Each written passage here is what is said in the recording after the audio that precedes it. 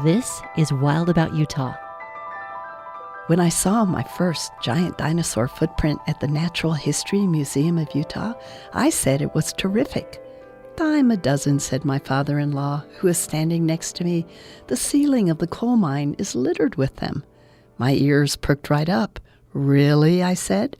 "Maybe I could get one?" As a young mining engineer right out of college, my father-in-law had been hired to run the Sunnyside coal mine about 25 miles outside of Price. He went on to explain that it was impossible to take a footprint out of the mine ceiling without risking bringing the whole roof down on your head. I had to agree. It sounded difficult, but that didn't stop me from sighing and saying, I sure would like a dinosaur footprint for Christmas. In the end, he compromised by arranging a trip into the mine to see the footprints. So on a day when no one was working in the mine, we climbed into a low-riding miner's car that carried us deep, deep into the heart of the mountain. When we got to the face, we stopped and got out. In the dim light of our headlamps, I could see we were in a cavernous room with massive pillars of coal, 7 feet high and almost as wide, holding up the roof. And then I looked up and saw them. 3-toed footprints pressed down into the ancient mud that had turned into coal millions of years ago.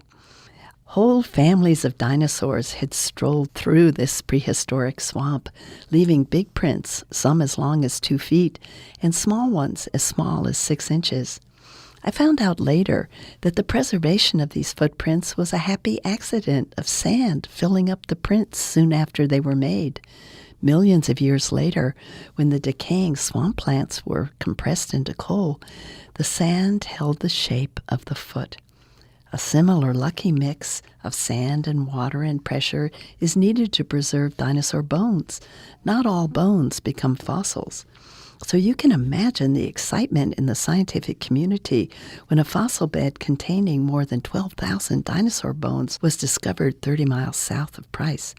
There were enough bones to qualify it as a crime scene.